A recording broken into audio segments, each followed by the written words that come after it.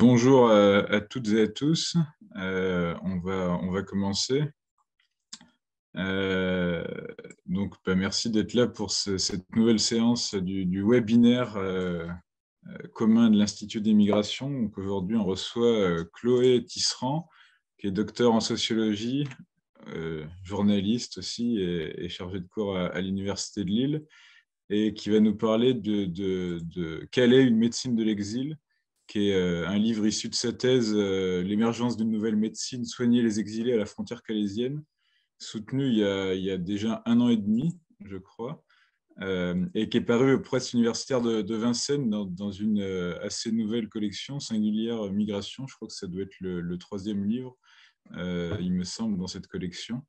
La séance va se dérouler de la manière suivante. Chloé va prendre la parole une bonne demi-heure à peu près. Ensuite, je poserai une ou deux premières questions et puis il nous restera une vingtaine ou 25 minutes pour discuter. Donc, il faudra poser les questions à l'écrit dans l'onglet questions-réponses en bas de l'écran. Et puis, je lirai vos questions. Donc, voilà, on a à peu près 1 heure. Donc, Chloé, je te laisse tout de suite la parole pour ouais, à peu près une demi-heure, une bonne demi-heure. Merci à toi. Merci Audran et bonjour à tous. Merci aussi de votre participation. J'ai aussi un mot pour les organisateurs. Merci de m'avoir invité dans cet espace qui est créé donc par l'Institut Convergence Migration. Et c'est vrai que ça me permet donc de vous parler de ce livre. Donc je vous montre la pochette. Je suis très contente aussi de pouvoir en discuter après avec vous en deuxième partie parce que j'ai eu très peu de retours au moment de sa sortie, à part le retour de mes parents. Donc, ce sera l'occasion Ça fait que un mois ou deux, c'est ça? Oui, c'est ça. Mais c'est vrai que je suis contente de pouvoir après échanger. Alors, peut-être pour vous dire un peu le contexte dans quel contexte s'est fait ce livre. Ça s'est fait dans le restaurant Le Mouton Blanc à Calais, où j'ai rencontré Jean-Barthélemy Debost, qui avait un poste à l'Institut Convergence Migration. En fait, son rôle, c'était à la fois de mettre en lien les chercheurs avec les acteurs de la société civile.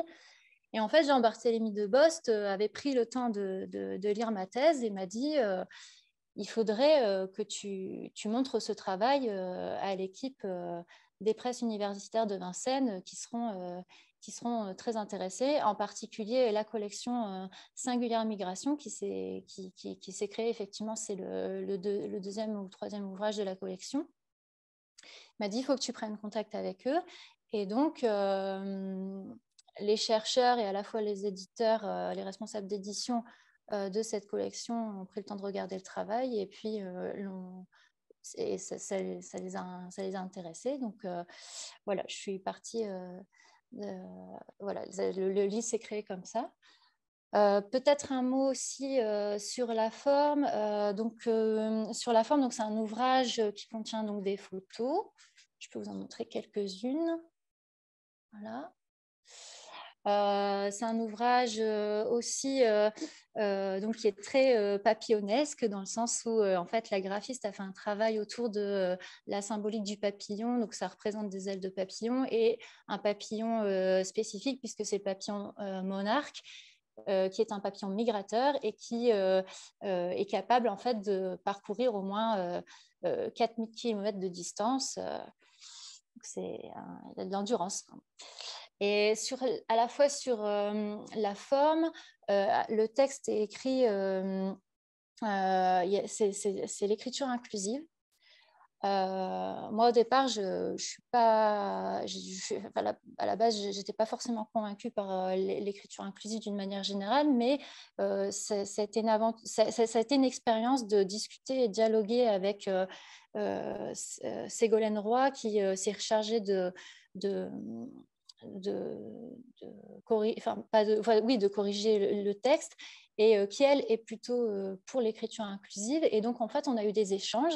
Et ça a complètement aussi changé ma façon de voir l'écriture inclusive. Et effectivement, quand on a fait des tests sur des phrases, j'ai trouvé qu'effectivement, il y a quand on dit les soignants.es, je voyais mieux, je me représentais mieux le fait que les soignants soient hommes et femmes. Donc ça a été une belle expérience dans ce sens-là, où ça a transformé aussi ma façon de penser. Donc merci à elle. La collection Singulière Migration, c'est une collection qui veut parler aussi à un public large, et donc ça demande aussi une réécriture du texte, parce que ce livre, en fait, c'est la restitution d'une partie de mon travail de thèse, et donc ça demandait de réécrire de manière à ce que ce soit compréhensible. Pour ma part, je n'ai pas eu besoin de faire de grandes corrections sur l'écriture, parce que justement, j'ai une formation de journaliste, et donc dans notre formation, on est formé à écrire, à essayer de retranscrire des idées complexes, pas de manière simple, mais de manière à ce que ce soit accessible à tous. Donc finalement, au niveau du texte, pas de grande, en tout cas sur la manière d'écrire, pas de grande correction. Donc comme je vous disais, c'est la restitution d'une partie de mon travail de thèse. Donc c'est un travail de thèse en sociologie que j'ai mené sous la direction de Jacques Rodriguez, qui est professeur de sociologie à l'Université de Lille. Et puis c'est aussi un travail que j'ai retravaillé, en fait, c'est un travail issu de la soutenance, et les membres du jury de thèse, de par leurs questions lors de la soutenance, m'ont permis aussi de retravailler les idées un peu plus finement. Et voilà, il y a des choses que j'ai réécrites en fonction de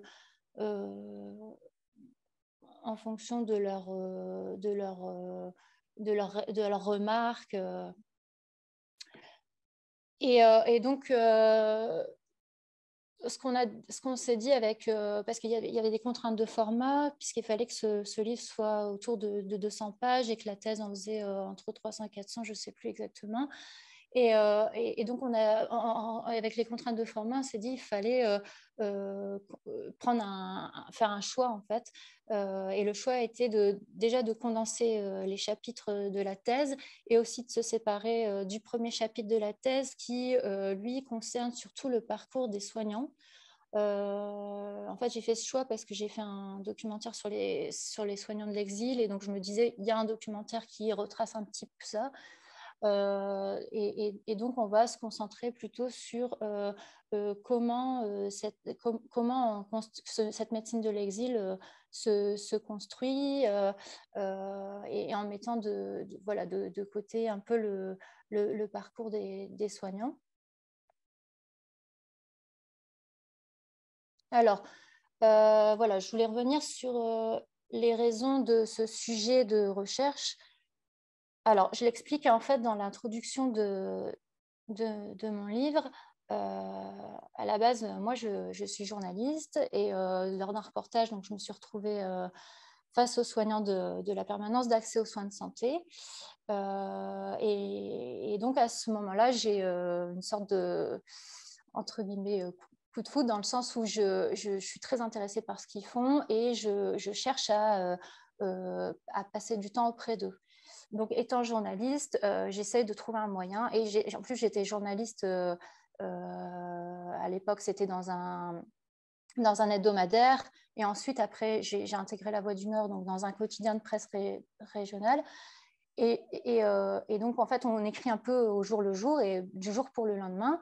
Et donc, je cherchais un moyen de trouver dans le journalisme une façon de travailler sur un temps long. Donc j'ai pensé aux magazines ou des revues au long cours, mais ce n'était pas satisfaisant. J'allais pas passer autant de temps que je souhaitais. Moi, je pensais vraiment en termes d'années. Donc c'est suite un peu à cette frustration des formats dans le journalisme Et parce que je connaissais une personne qui était enseignant-chercheur qui m'a demandé, qui m'a dit « Mais pourquoi tu ne te lancerais pas dans un travail de thèse qui te permettrait de passer du temps auprès de ces personnes ?» Et donc, c'est un peu par hasard que je me suis retrouvée à reprendre des études en recherche, enfin par hasard, en tout cas sous l'effet de la frustration, que je me suis retrouvée à me dire que la thèse pouvait être une bonne stratégie pour voilà, passer du temps. Et puis, avec cette idée, à la fin de la thèse, je ne pensais pas du tout continuer en recherche. En fait, je me suis dit, je ferai un livre. Et donc, j'ai repris un master de sociologie, tout en faisant mon activité professionnelle à côté. Donc, voilà, c'est comme ça. C'est au départ dans ce contexte-là que ça s'est fait au niveau pratique. Et après, en soi, pour le sujet, donc moi, ce qui m'intéressait, c'était de suivre cette relation soignant-soigné exilé. Je voulais savoir un petit peu ce que ça pouvait entraîner, cette rencontre entre des professionnels de santé et des patients, ces professionnels de santé, puis l'altérité qui signifiait, à plusieurs niveaux, à la fois l'altérité culturelle, sociale, médicale. Et au départ, je suis partie de ça et j'ai eu beaucoup de mal à construire ma problématique de recherche. J'ai dû passer au moins, je crois, 2-3 ans avant de la construire. Et c'est vrai qu'au fur et à mesure de mes observations, qui ont commencé d'abord dans un mémoire en 2013, je me suis demandé, finalement, au lieu de partir de la relation soignant-soigné, au fur et à mesure des observations, je me disais, mais en fait, j'ai l'impression d'assister à la construction d'une nouvelle forme de médecine dans une configuration qui est atypique, qui est ici le lieu frontière. Et donc, j'ai pensé finalement la relation soignant-soigné comme une thématique imbriquée dans ce sujet. Et donc, j'ai travaillé la thèse plutôt sur cette construction de l'hypothèse d'une médecine de l'exil qui se construirait sur les lieux frontières. Alors, pour construire la problématique, je suis partie de la définition. Enfin, je me suis demandé, mais qui sont ces patients et quelle définition j'en fais. Donc, je me suis rendu compte que je ne pouvais pas les définir par leur catégorie administrative parce que à Calais, on peut être à la fois sous statut de réfugié, demandeur d'asile, dubliné, ou surtout, enfin, la plupart des patients sont dits irréguliers. Donc, il y avait cette diversité de catégories administratives. Migrant, c'était aussi un terme trop global pour utiliser ce terme, parce que c'était simplement le mouvement, en fait. Et en fait, ce qui m'intéressait, c'était de partir sur les expériences humaines communes. Et en fait, comme je suis affiliée au laboratoire, le CERIES, qui est le Centre de recherche individu, épreuve et société, je me suis dit, ben voilà, le terme épreuve, c'est ça qui m'intéresse. Et donc, j'ai retenu ce terme d'épreuve et de me dire, m'interroger à quelles épreuves sont confrontées ces personnes. Donc, pour construire ces expériences humaines et de vie commune, je me suis vraiment appuyée sur les travaux de Smaïn Lacher, en fait, de travaux qui ont été faits par des sociologues qui ont mené des recherches pendant la période de Sangatte, donc 1999-2002. Donc, il y a Smaïn Lacher, Henri Couraud, Olivier Jobard, Didier Fassin, Marc Bernardo, voilà, qui se sont rendus sur place et qui ont aussi qui m'ont donné des travaux sur lesquels je me suis appuyée pour définir ces épreuves. Et le terme, donc j'ai décidé de retenir le terme exilé. Alors à l'époque, j'avais pas encore écouté, mais il l'avait pas encore faite. Mais l'intervention de Didier Fassin là au Collège de France sur c'est les observations sur la condition de l'exilé.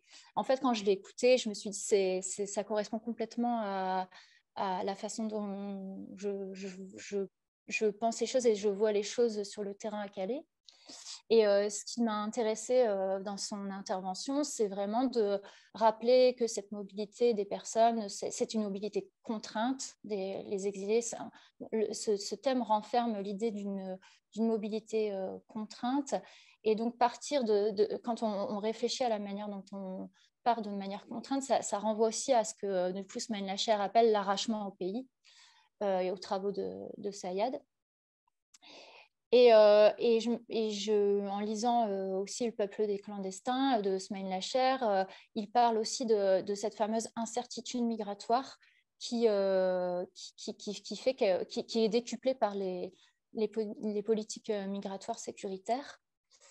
Et j'ai aussi retenu les preuves de l'errance et de la désaffiliation sociale, où en fait les exilés se retrouvent, ce que dit Castel, ce sont en fait des surnuméraires dont les sociétés, qui sont là, mais dont les sociétés ne savent quoi faire. Et donc, il y avait aussi cette dimension sociale qui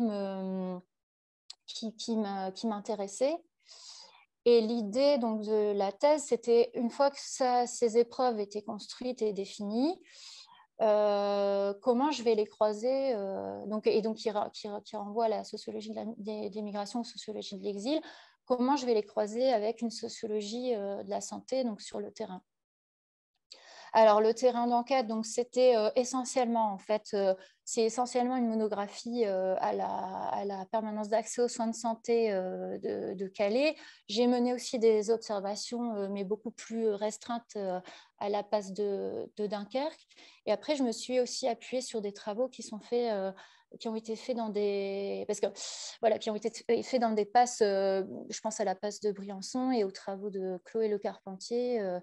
Et puis des études qui sont faites par des étudiants en médecine, beaucoup.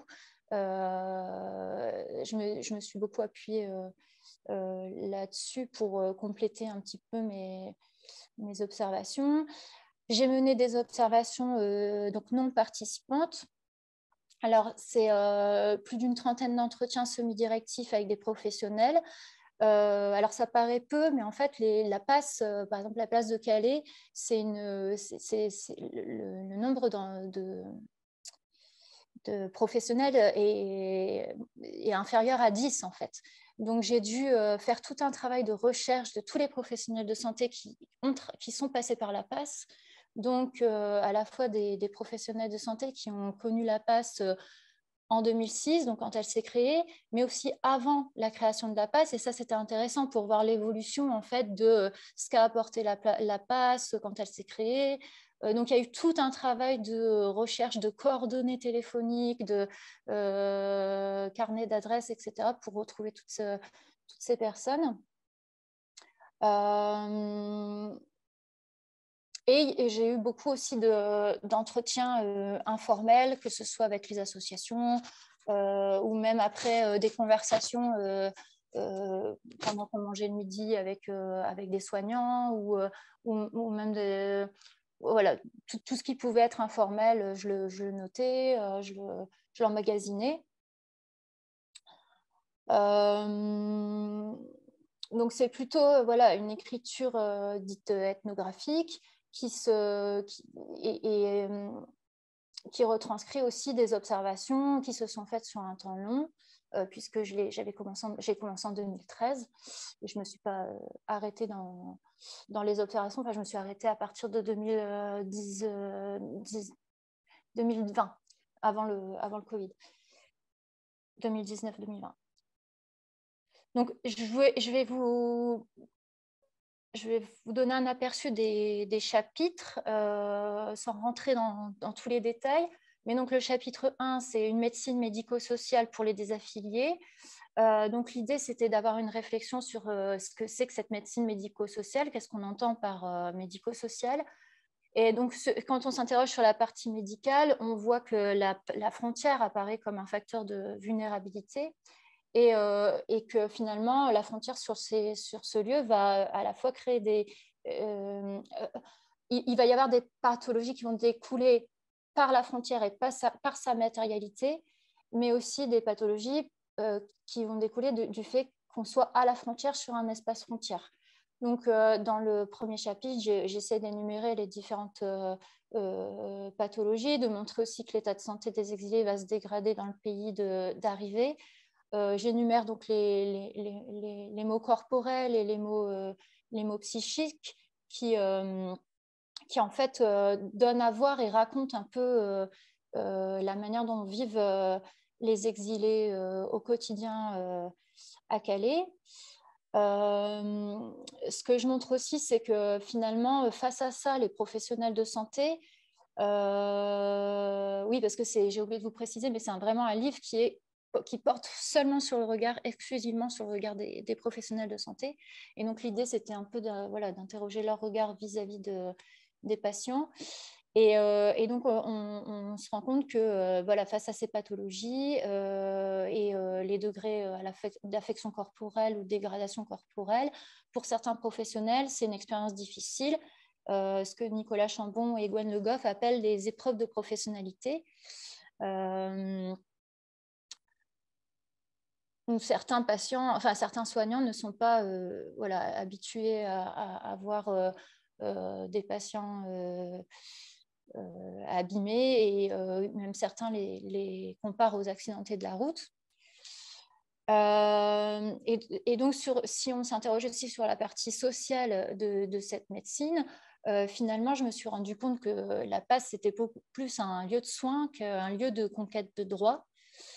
Et j'ai aussi constaté, je me suis beaucoup appuyée sur les travaux de Jérémy Girard qui a fait un énorme travail sur les permanences d'accès aux soins de santé comme avant lui Isabelle Parizeau. Ces deux travaux, enfin je me suis vraiment appuyée sur ces deux ouvrages-là, enfin ces deux travaux. Et en fait, Jérémy Girard, dans ses travaux, montre qu'il y a beaucoup d'arbitrage et à la fois d'espèces de catégorisation des patients ou même du tri des patients. Et c'est vrai que moi, au niveau de la PAS, ou alors peut-être que j'ai mal fait le travail, mais je ne pense pas, mais en tout cas sur la PAS de Calais, je n'ai pas du tout remarqué qu'il y avait des logiques de tri. À la fois parce qu'en fait, on a les patients qui sont de passage. C'est la particularité dans les lieux frontières, c'est que les personnes ne veulent pas rester, elles veulent partir. Donc en fait, elles sont de passage, donc elles vont beaucoup plus utiliser la PAS comme un lieu de soins. Et aussi, finalement, on se rend compte que les travailleurs sociaux même en essayant d'inciter ces personnes à rester, c'est compliqué et c'est aussi compliqué pour elles parce qu'elles ont peu de marge de manœuvre, que ce soit avec l'assurance maladie ou aussi à cause des politiques nationales qui restreignent de plus en plus les droits à la santé des exilés. Donc, c'était aussi de montrer, de s'interroger sur on en est où au niveau de... Pardon, j'ai un problème au niveau de l'ordinateur. Je vais juste passer comme ça. Hop. Voilà, au niveau de l'aspect social, où on en est au niveau de cette passe. Et j'ai constaté aussi qu'il y avait une espèce de tension entre les professionnels de santé et les travailleurs sociaux, mais aussi au sein des professionnels de santé, où des professionnels de santé seraient beaucoup plus pour que l'aspect social soit mis en avant, alors que chez d'autres professionnels de santé, ils préfèrent privilégier le côté sanitaire et corporel. Donc, il y a aussi cette tension entre social et sanitaire qu'on retrouve au sein de la PAS, même si à la base, c'est une médecine qui est plutôt médico-sociale. Cette tension qui est d'ailleurs historique au niveau des hôpitaux, on la retrouve au sein de la PAS. Et je le montre à travers notamment la gestion des douches, où certains disent que ces douches doivent être thérapeutiques, donc seulement si les patients sont atteints d'une pathologie, et d'autres disent non, ils n'ont pas de douche à l'extérieur, on ne leur en donne pas, donc ça peut être, enfin, l'hôpital peut être aussi un lieu d'accueil et on leur apporte une douche. Il y a aussi une tension entre le biologique et le biographique. c'est-à-dire entre ce que je disais, des professionnels de santé qui sont centrés sur le corps et d'autres professionnels de santé qui trouvent qu'il y a un manque d'écoute et qui aimeraient que ce soit beaucoup plus développé, sachant que d'un côté, pour les professionnels de santé qui sont aussi attentifs plutôt aux maux du corps, il y en a beaucoup aussi qui ne veulent pas remuer la souffrance des patients en disant mais ils sont déjà dans un récit de soi tout le temps et en permanence. Là, laissons-leur leur intimité, n'allons pas forcer les choses. Et à l'inverse, il y a des professionnels de santé qui vont être très critiques sur cette médecine d'urgence, en fait, de dire mais finalement, on ne prend pas en compte leur récit de vie. Et donc dans ce chapitre-là, je montre aussi que cette médecine médico-sociale, elle est amenée à s'externaliser et aussi est utilisée pour solutionner, entre guillemets, des problématiques de santé publique. Donc, on voit que l'hôpital est réquisitionné lorsqu'il y a des épidémies.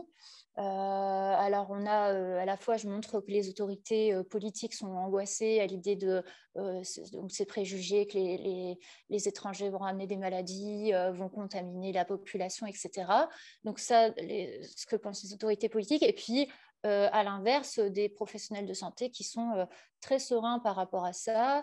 Mais qui sont embarqués dans les campagnes dites de masse, où en fait, à un moment, quand on est sur, par exemple, une épidémie de Galles, voilà, on réquisitionne les professionnels de santé pour résoudre cette épidémie. Sauf qu'en fait, pour ce que j'explique dans ce chapitre, c'est que, par exemple, pour une gale, c'est un traitement en 2 doses. Il faut aller le chercher, on donne un cachet à l'instant T, et puis il faut aller chercher plus tard le médicament. Donc, c'est espacé dans le temps. Et en fait, excusez-moi, j'ai encore un problème d'ordinateur qui saute. C'est espacé, en fait, c'est espacé dans le temps. Et donc, en fait, le fait que les personnes soient dans cette incertitude migratoire à peut-être passer et ne plus là le lendemain, il va y avoir, ça va être difficile pour les professionnels de santé de les suivre médicalement sur le long terme. Ça va être difficile de les suivre sur le long terme. Donc finalement, le rôle des professionnels de santé, c'est plutôt de participer, alors là j'ai repris l'expression de Didier Fassin sur la sanitarisation, c'est-à-dire de transformer là ici un problème de crise de l'accueil en problème médical. Et donc là ici on est plus sur une sanitarisation d'une hospitalité, c'est qu'on va utiliser des médecins pour résoudre un problème, alors avec à coups de médicaments, etc. Mais finalement la partie sociale, on ne s'en préoccupe pas, et donc les personnes qui sont atteintes de Galles vont se retrouver dans les mêmes conditions de vie qui sont propices au développement de la Galle, puisque en fait on ne s'interroge pas sur le fait de les mettre dans des conditions de vie sociale dignes. Donc, dans le chapitre 2, j'explique que cette médecine, c'est donc une médecine de l'instant. Et j'essaie de montrer comment les frontières politiques vont conditionner les frontières du soin. Et de montrer aussi que voilà, avec cette incertitude migratoire, la plupart des patients donc, sont dans une volonté de passer, et donc c'est le choix migratoire qui va primer sur le projet de santé. Il y a aussi voilà, des refus de soins qui sont faits de la part des patients. C'est aussi pour les professionnels de santé un vrai casse-tête pour les suivre sur le long terme. Donc, ça crée aussi des raisonnements pour les professionnels de santé, des raisonnements à court terme. Et finalement, au lieu de raisonner pour les suivre médicalement sur le long terme, c'est l'idée de les suivre à l'instant T. Donc, ça entraîne chez certains soignants beaucoup de frustration. Ils ont l'impression aussi d'une médecine qui est un peu réduite. D'autant qu'en plus, ils se rendent compte, pour ceux qui sont là depuis très longtemps, que finalement, le contexte migratoire à l'égard des exilés ne change pas, que ces personnes sont toujours inscrites dans des logiques de rejet. Dans le chapitre 3, j'essaie de montrer cette fois comment les professionnels de santé vont maintenir l'arc de travail et échapper à ce qu'on appelle les effets frontières. Donc comment, en fait, il y a tout un artisanat qui va se mettre en place pour à la fois déroger aux règles ou contourner un système pour favoriser les soins dans un système qui n'a pas été pensé pour les populations mobiles. Et donc, comment, en fait, finalement, les soignants de la PAS vont inventer cette forme de nouvelle médecine. Alors, à petits pas, c'est vraiment à petite, avec des petites actions. C'est ce que je dis, une médecine des petits riens, mais qui vont faire tout dans un contexte comme celui de Calais. Et donc, ça va passer par exemple, la transformation des protocoles, des astuces, des bricolages pour trouver des solutions. Ils vont être beaucoup plus moins sur le cure, mais plus sur le care. Donc, ils vont développer un rapport aux patients spécifiques. Ça va passer par les regards, ça va passer par le fait qu'on n'utilise pas des gants pour ne pas mépriser le patient, par exemple. Ou lui faire comprendre que là, il peut être sale ou le dénigrer. Donc voilà, ça va être un ensemble de petites précautions comme ça, mais qui font que pour eux, c'est aussi remettre une forme de dignité.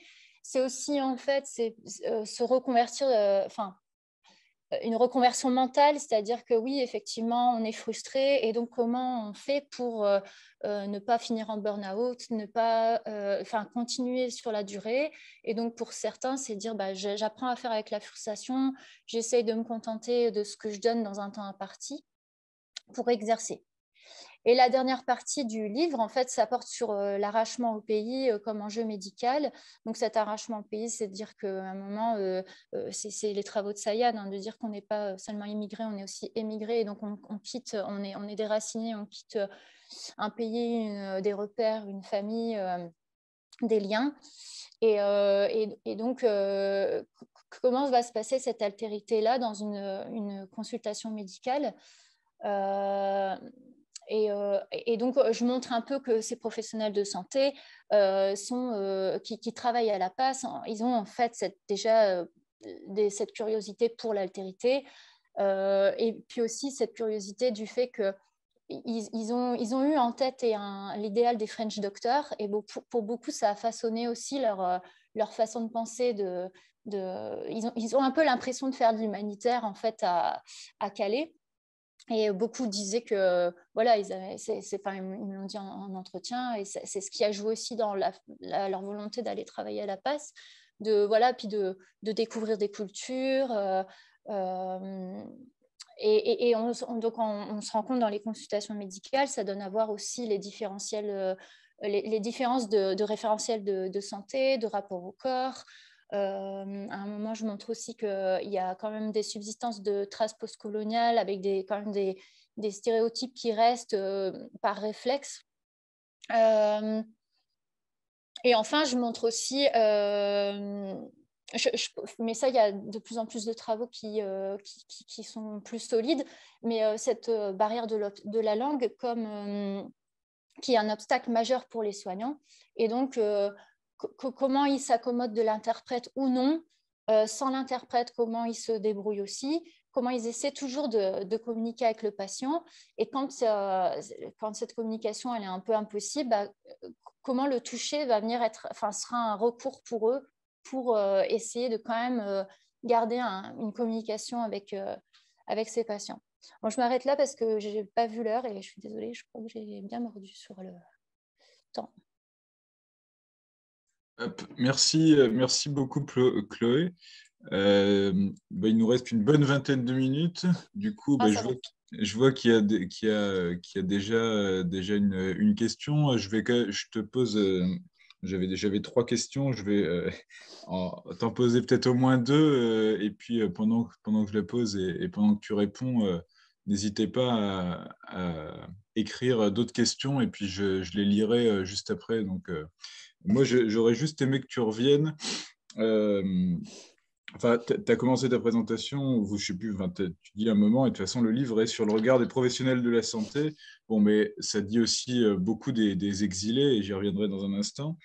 Mais d'abord, est-ce que tu peux juste revenir sur la tension biologique, biographique, sociale, sanitaire que tu décrivais, et sur le fait que dans ta présentation, tu as dit, il y en a beaucoup qui comparent, beaucoup de médecins qui comparent ce qui arrive aux exilés avec des accidentés de la route, par exemple. Et comment ça s'articule avec beaucoup aussi, tu dis dans le livre, de médecins qui disent que ben, finalement, ils sont en relativement bonne santé. Et donc, comme si, enfin, peut-être un effet de la présentation aussi, mais j'aimerais bien que peut-être tu nous en parles un petit peu plus. Comment ça s'articule si un certain nombre de personnels de santé prennent ce qui arrive aux exilés un peu comme des événements, un accident de la route, un peu, bon, voilà, quelque chose qui arrive de manière un peu impromptue, un peu imprévisible. Enfin, bon, même s'il y a des sociologues qui se sont penchés sur les accidents de la route, qui sont pas tous si imprévisibles, mais enfin bref. Et donc, comment ça s'articule entre, voilà, peut-être avec cette idée aussi, comment ça s'articule avec cette idée que les gens sont de passage. Et donc, voilà, c'est une médecine de l'instant. Donc, bon, l'instant, cette idée un peu d'événement, et comment, malgré tout, ils prennent en compte le contexte. Et donc, finalement, ça, c'est aussi une question pour... Est-ce que tu pourrais, parce que je ne sais pas si tout le monde est si familier que ça de la PAS, est-ce que tu pourrais rappeler peut-être un petit peu l'objectif, d'abord un peu institutionnel de la PAS, enfin en deux mots, et finalement, tout ce que j'ai raconté jusqu'ici pour te demander finalement comment les médecins réussissent à se ressaisir un peu autrement de cet objectif institutionnel. Et du coup, deuxième bloc de questions, et je passerai la troisième pour laisser la parole à tout le monde. C'est juste pour signer, ne pas faire la personne qui dit c'est plus une remarque qu'une question, mais enfin, c'est que ça dit beaucoup sur les exilés, et ça dit beaucoup aussi sur le nécessaire repos des personnes. En t'écoutant, je repensais à l'entretien entre Marie-Caroline Saglier-Zimirski et Étienne Tassin. Euh, et Marie-Caroline disait à Étienne Tassin, tu fais ressortir la puissance d'agir des exilés et sa dimension politique. N'est-ce pas le philosophe avec toute sa subjectivité qui interprète ainsi une situation d'exil à Calais et des conditions de survie des migrants? Ce n'est pas nécessairement ce que fait ressortir l'anthropologue ou le psychologue de son expérience des exilés à Calais. Et voilà, je trouve ça intéressant aussi que toi, un peu par la bande, sans t'intéresser directement au sort des exilés, en fait, tu montres assez bien que la passe est aussi une bulle protectrice, ça c'est dans le début du livre, et que cette bulle protectrice, c'est vraiment un endroit dont ils ont besoin. Quand tu dis c'est sécurisant, mais pas sécuritaire, il y a le côté le toucher dont tu parlais à la fin, qui amène une forme de dignité aussi, et qui voilà, montre que les personnes à Calais, pour beaucoup, n'ont pas d'espace habité, et donc ils viennent là aussi pour se reposer. Et puis, du coup, dans quelle mesure aussi tu as pu, tu disais que c'était peut-être un de tes projets dans le futur, s'intéresser un peu plus au sort des exilés à la peste, dans quelle mesure tu as déjà pu en rencontrer et revoir peut-être un petit peu les mêmes personnes, voilà, interroger les relations qu'ils avaient. Tu parles du tutoiement, par exemple, avec certains soignants. Dans quelle mesure c'est courant, dans quelle mesure voilà, les gens se reconnaissent. Donc, en fait, tout ça, par la bande, ça permet aussi de réfléchir à l'agir ensemble, à l'interconnaissance, et puis à comment voilà, une communauté se crée. Et donc, ça, même si ce n'est pas le sujet direct du livre, il y a beaucoup de réflexions qui peuvent émerger à partir de ça.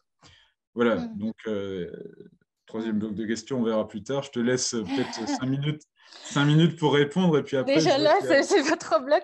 Non, mais alors, et après, je vois qu'il y a Maïlis et Betty qui ont posé des questions. Et donc, je lirai vos questions juste après la réponse de Chloé. D'accord. Alors, je vais peut-être revenir déjà sur la définition de la PAS. Donc, c'est PAS permanence d'accès aux soins de santé.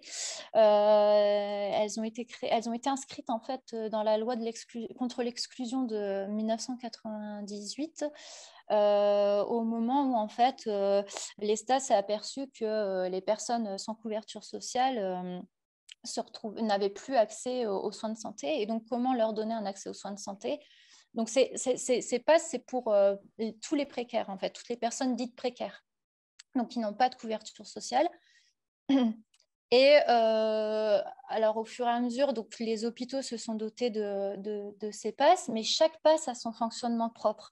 C'est-à-dire que c'est pour ça que la passe de Calais, ce qui se passe à la passe de Calais n'est pas une référence en soi, dans le sens où vous allez aller dans une autre passe, ce sera un autre fonctionnement. Des autres dispositifs. Les passes sont plus ou moins dotés. Il y a par exemple des passes qui ont la forme de seulement une assistante sociale dans un service d'urgence. Celle de la passe de Calais, elle est assez étoffée parce qu'il y a quand même un peu comme la passe à Avicenne, c'est des passes qui sont développées. Là, par exemple, à Calais, il y a des consultations psychologiques, des consultations dentaires, des interprètes, voilà. Et donc, l'idée de ces passes, en fait, c'est d'essayer de ramener les personnes précaires vers le droit commun. Ce que aujourd'hui, par exemple, il est très difficile à faire pour la passe de Calais avec les patients exilés, par exemple. Où en fait, les tentatives de remettre les personnes dans le droit commun sont extrêmement difficiles pour les raisons qui appartiennent à la passe de Calais. Mais ça l'est aussi, si on regarde les travaux de Jérémy Girard, dans d'autres passes où en fait, c'est très difficile aussi de remettre les personnes dans le droit commun parce que de plus en plus, l'accès aux droits de santé est contraint par un arsenal de politiques qui...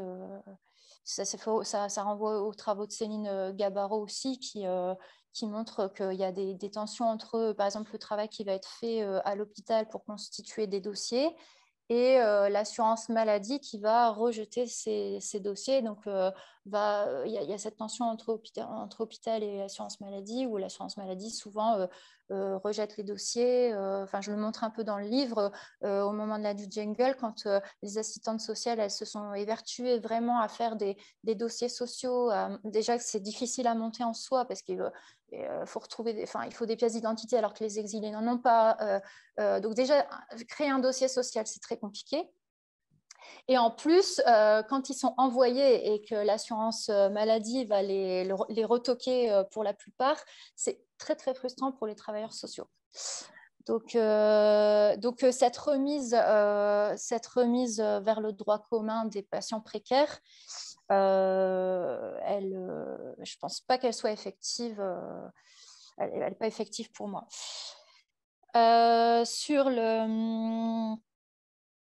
Alors, sur les accidentés, oui, alors ça aussi, ça m'a interrogée parce qu'effectivement, il y a des professionnels de santé qui trouvent que les exilés sont plutôt en bonne santé. Ça va varier selon le regard des professionnels et je pense aussi selon leur expérience, parce qu'au sein de la PAS, les professionnels de santé qui interviennent, alors plus maintenant, mais avant, quand j'ai fait les observations, c'était à la fois des médecins libéraux, des médecins hospitaliers. Donc, si par exemple vous êtes un médecin hospitalier qui a travaillé au service des urgences, vous allez, si vous voyez une fracture d'un patient, vous allez moins... ou si je prends l'exemple, par exemple, d'un patient qui il voulait traverser la frontière et en fait, son doigt a été sectionné suite à sa bague, elle s'est prise dans les barbelés. Et donc, en fait, son doigt s'est retrouvé sectionné. Et pour un professionnel de santé des urgences, ce sera relativisé compte tenu de ce qu'il peut voir. Pour un professionnel de santé, par exemple, de médecine libérale, Et donc, en fait, il y a des façons de se représenter la gravité, des degrés de gravité qui dépendent aussi du parcours que les professionnels de santé ont, des expériences professionnelles qu'ils ont eues auparavant. Donc ça va changer aussi le regard, qui fait qu'on explique que des personnes ont trouvé que c'est désaccidenté et d'autres vont dire qu'elles sont plutôt en bonne santé. Mais il y a toujours quand même cet aspect de se dire, il y a quand même un fond, malgré tout, de se dire, ce ne sont pas des pathologies biologiques. En fait, ce sont des pathologies qui viennent d'un problème artificiel conçu par l'homme, puisque c'est la frontière. Et donc, c'est ça qui les perturbe complètement. C'est que là, ils sont en face, c'est pas la maladie, des histoires de cellules, des histoires qui peuvent se comprendre par la science, etc. Là, c'est qu'à un moment, ils se retrouvent face à des jeunes qui sont avec des fractures, des œdèmes, des espèces d'abcès, mais qui sont monstrueux. C'est des abcès énormes. Et donc, sur le fond, pour tous ces professionnels-là, c'est déroutant. Il y a quelque chose qui ne colle plus avec leur façon d'exercer. On va peut-être passer aux questions de la salle. Il y a Nadine qui disait que le sujet l'intéressait beaucoup. N'hésitez pas à procurer le livre. Une question de Maëlys Lenoir qui a un petit peu répondu déjà. Est-il possible pour les professionnels de santé d'établir un dossier médical pour prendre en compte les violences subies par les populations migrantes durant leur parcours dans le but de leur apporter une aide plus adéquate durant leur demande d'asile? Donc, tu as déjà un petit peu répondu, mais est-ce que tu peux peut-être redire un mot sur la possibilité d'établir des dossiers Alors, sur les dossiers médicaux, donc il y a des dossiers médicaux qui sont constitués.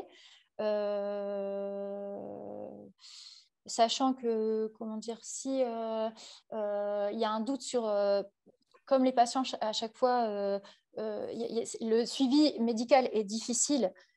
S'il y a un doute, on ne retrouve pas le dossier parce que comme en plus, parfois c'est des identités fausses qui sont données. Donc, si on a par exemple 2 dossiers, Ahmed, Mohamed, et qu'il y a un doute que les professionnels de santé ne savent plus si c'est ce patient-là qui est Ahmed Mohamed ou l'autre patient qui est Ahmed Mohamed, en fait, dans le doute, ils refont un dossier médical. Donc, il y a ça. Et après, sur le système des violences, alors ça, c'est plutôt... Alors là, je commence un peu une recherche là-dessus, donc auprès des professionnels de santé, donc les légistes en médecine légale à Boulogne-sur-Mer. Et la difficulté pour les violences, c'est que donc les personnes exilés ne peuvent pas aller porter, ont peur, ils ont peur de l'expulsion et donc ne se rendent pas dans les commissariats pour déposer plainte suite à des violences. Et en fait, ce que me disaient les médecins légistes, c'est que là, au niveau des parquets, ils essayent de sensibiliser sur le fait que si c'est pour des cas de violence, la personne, si elle est accompagnée par des associations, il faut qu'elle aille au commissariat et qu'en gros, il y aurait une garantie que cette personne soit protégée d'une expulsion. Voilà, c'est quelque chose dont on ne sait pas beaucoup, parce qu'en fait, le travail des légistes est assez discret, mais...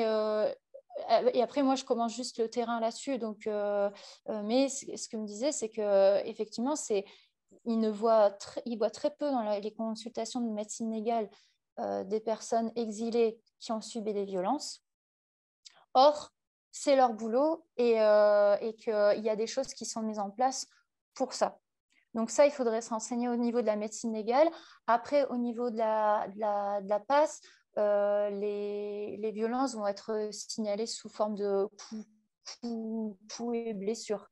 Mais après, pour engager des procédures, je ne sais pas si je réponds à la question. Mais, oui, je pense, en tout cas, au moins en partie. Il nous reste 10 minutes, donc il y a deux questions. Question de Betty d'abord, Betty Roulant, qui te remercie pour la présentation et qui te pose donc du coup 2 questions. Au sujet de la dégradation de l'état de santé dans le pays d'accueil, en référence à la théorie du Healthy Migrant Effect, pour lutter contre les idées reçues sur les migrants vecteurs de maladies, comment ces mêmes professionnels se mobilisent-ils pour démontrer aux autorités publiques que c'est le non-accueil et la non-hospitalité qui rend malade? Et même, j'allais dire, et même, est-ce qu'ils se mobilisent d'ailleurs, parce que tu n'en as pas, je crois, parlé. Et puis, question, est-ce que tu peux dire 2 mots de ce qui s'est passé durant le Covid, si tu as Ouais. eu quelques infos en 4 ou 5 minutes, parce que... Oui, oui. Est-ce qu'il y a des mobilisations? Alors, tout dépend aussi des professionnels de santé. C'est-à-dire que si vous êtes professionnel de santé, que vous dépendez de la fonction publique, enfin, à l'hôpital, vous avez tout ce qui est devoir de réserve. Donc, il n'y a pas, en tout cas, non, au niveau de la passe, il n'y a pas cette... il n'y a pas cette mobilisation politique-là. Par contre, parmi les professionnels que j'avais vus qui étaient plutôt des médecins libéraux et qui sont intervenus au sein de la PAS, il y avait des appartenances à des associations type Médecins sans frontières, Médecins du Monde, et qui, eux, faisaient il y en a certains qui faisaient des plaidoyers, qui participaient à des plaidoyers. Après, les professionnels de santé sont tous conscients que c'est dû aux conditions de vie et de rejet qu'il y a ces pathologies. De là à entrer dans un engagement politique ou de sensibilisation auprès des autorités, non, il n'y a pas... Et ils en parlent un petit peu, par exemple, avec les bénévoles rencontrés, où c'est pas forcément un sujet abordé directement. Ça, c'est montrer que c'est le non-accueil qui rend malade et pas que c'est des gens... Je pense qu'en fait, les gens le savent. En plus, ça fait très longtemps que cette situation existe. Donc, en fait, je pense qu'avec la répétition, finalement, les gens l'ont intégré. Après, il y a des réunions de concertation, mais je n'ai pas eu le droit d'accès entre préfecture, association, référent PASS. Mais je n'ai pas eu les autorisations pour accéder à ces réunions. Mais après, ça, c'est plutôt tout ce qui est la partie humanitaire pour améliorer les conditions d'accueil à l'extérieur de l'hôpital. C'est plus les questions des associations en relation avec la préfecture. Oui. Après, les professionnels de santé, déjà, en tout cas au niveau de l'hôpital, de par la déontologie, ils ont aussi une obligation de neutralité, mais certainement en coulisses, ça peut se faire. Je veux dire, il y a un moment, la direction de l'hôpital, à un moment, a essayé de débloquer des situations auprès de la préfecture. Il y a quand même des efforts qui sont faits pour, et ne serait-ce que déjà soigner et essayer de maintenir un soin pour ces personnes, en soi, déjà, ça fait partie d'un... Même s'ils se veulent apolitiques, etc., ne serait-ce que s'engager à la PAS, parce que c'est sur volontariat qu'on est à la PAS, ne serait-ce que s'engager dans la PAS, c'est qu'on a une conception du soin pour les plus défavorisés. Oui, c'est déjà, et l'accès à tous, voilà, c'est déjà en soi déjà prendre un position avec les engagement, en autres. fait. Et sur en 2 mots, est-ce que tu sais comment ça s'est passé un peu pendant le Covid, du coup? Alors, je n'ai pas fait d'observation pendant le Covid, mais là, j'ai travaillé pour le projet Mort Covid Migration pour essayer justement de retracer, mais rétrospectivement, la façon dont ça s'est passé. Alors, il y a eu toute une phase de la protection civile sur le terrain qui a détecté les symptômes en première étape et puis ensuite a orienté vers l'hôpital les exilés. Alors, au niveau des dépistages, en fait, ils se sont rendus compte qu'il y avait eu très peu de dépistages. Il y a aussi 0 mort liée au Covid parmi les exilés. ce qui interroge énormément les professionnels de santé qui ne savent pas l'expliquer. Mais en fait, on se rend compte aussi qu'au niveau de la frontière du côté de Bayonne, c'est pareil, quoi, les résultats sont les mêmes. Sur les lieux frontières, il n'y a pas de décès liés au Covid chez les exilés. Alors qu'on se rend compte que, par exemple, à Paris, ce sont les personnes étrangères qui ont subi le plus le Covid. Et donc, bon, ça pose question aux professionnels de santé. Il y a aussi l'hôpital qui s'est doté de machines TROD Covid pour pouvoir, justement, comme les personnes sont de passage, leur permettre d'avoir les résultats tout de suite, en fait. C'est une machine, en fait, qui dépiste et qui donne tout de suite le résultat. Il n'y a pas besoin de revenir... Il se l'était procuré, du coup, à la passe, spécialement. Voilà, en fait, ils se sont dotés de 2 machines comme ça. Donc, il y en avait une au centre de rétention et une aux urgences. Donc, qui est partagée avec la passe aussi. Et puis après, au niveau des conditions sanitaires sur le terrain, c'est déplorable. Enfin, je veux dire, comment dire à des personnes de se laver les mains alors qu'elles n'ont même pas accès à l'eau elles ont déjà pas accès à l'eau pour elles-mêmes pour boire. Donc après, finalement, toute cette prévention sanitaire, elle tombe dans des conditions d'insalubrité, elle n'est pas effective, quoi. Elle peut pas... Et du coup, dernière question, je pense, parce qu'il nous reste 3 ou 4 minutes. Est-ce qu'on peut, une question de Jessica Le Bourris, est-ce qu'on peut élargir l'hypothèse d'une nouvelle médecine de l'exil en dehors des lieux frontières? Je pense aux personnes vivant dans des lieux de vie précaires, campements squats à Paris par exemple, et qui sont amenées aussi à devoir beaucoup se déplacer en raison, entre autres, des expulsions. Mais ça fait le lien un peu avec ce que tu disais sur, c'est vrai qu'à Paris, il y a eu beaucoup de personnes étrangères qui ont souffert du Covid. Donc, est-ce que tu peux apporter un élément en 2 minutes là-dessus pour conclure, s'il te plaît? C'est compliqué c'est compliqué. Je dirais que ou là, est-ce qu'on n'est pas... bon, je vais essayer de répondre, mais je pense que peut-être j'ai faux, je ne sais pas. Mais en fait, j'ai l'impression qu'on serait plus là sur une médecine, oui, une médecine de l'exil, des précaires, mais que, en fait, l'espace frontière, qui signifie que la frontière est présente, va amener d'autres pathologies. Effectivement, il y a une partie de la médecine de l'exil à la frontière qui fait écho à ce qu'il y a. Et donc, effectivement, il y a des échos, il y a une correspondance en partie. Mais j'ai l'impression que sur un espace frontière, il y a un degré de violence en plus parce qu'en fait, il y a cette frontière et cette matérialité de la frontière qui fait que la mort est encore plus présente. Par exemple, ou la dégradation des corps.